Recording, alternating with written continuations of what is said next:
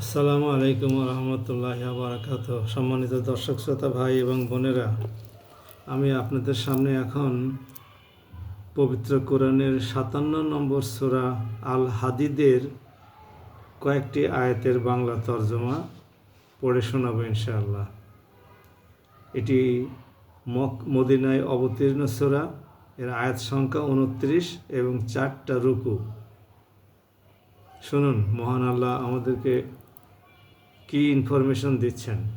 আউযু বিল্লাহি মিনাশ শাইতানির রাজিম। বিসমিল্লাহির রহমানির রহিম।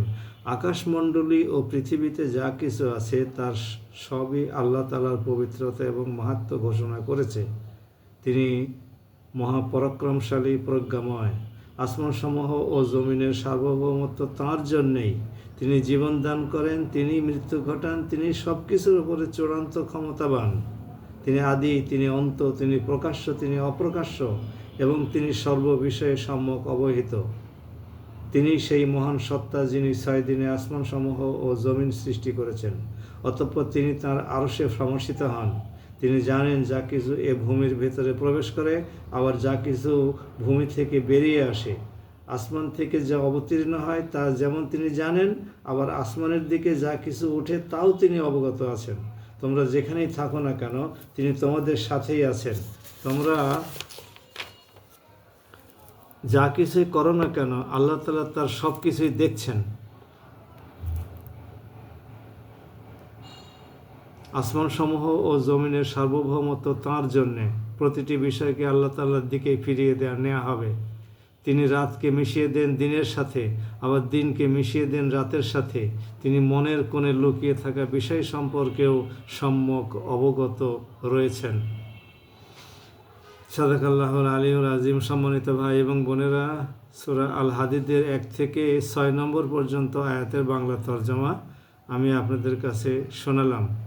এই আয়াতগুলোতে রাব্বুল আলামিন নিজের পরিচয় দিচ্ছেন এবং এই আসমান এবং জমিন যে তাঁরই সৃষ্টি এককভাবে, তিনি কারো কোনো সাহায্য গ্রহণ করেন নাই এবং তিনি ক্লান্তিও বোধ করেন নাই, এ কথাগুলো অন্যত্র বলা আছে। এবং আসমান জমিনের অভ্যন্তরস্থিত যা কিছু আছে সব কিছু তিনি দেখেন। তিনি সব কিছুর প্রতিপালক, তিনি সব কিছু নিয়ন্ত্রণ করেন, তিনি একমাত্র উত্তম ব্যবস্থাপক। এই কথাগুলোই এখানে পবিত্র কোরআনের মধ্যে উল্লেখ করা আছে। আসুন আমরা সেই সার্বভৌম ক্ষমতার মালিক, আসমান এবং জমিনের একমাত্র স্রষ্টা এবং পরম দয়ালু প্রতিপালক, তাঁর কাছেই নিজেকে আত্মসমর্পণ করি এবং অন্যদেরকে তাঁর প্রতি পূর্ণ আস্থা রাখতে উৎসাহিত করি। ভাই এবং বোনেরা, আল্লাহর প্রতি বিশ্বাস, ফেরেশতাকুল, নবী এবং রসুল, আসমানি কিতাব, পরকাল, হিসাব নিকাশ, পুনর্জন্ম, ভাগ্য, এই সমস্ত বিষয়গুলো মৌলিক। এগুলোর উপর ঈমান আনতেই হবে। আমরা মুসলমানের ঘরে জন্মগ্রহণ করেছি, কিন্তু এইগুলোকে যদি আমরা অস্বীকার করি, মুসলমানের ঘরে জন্মগ্রহণ করলে কিন্তু সব কিছু পার পেয়ে যাব এরকম ভাবার কোনো কারণ নাই।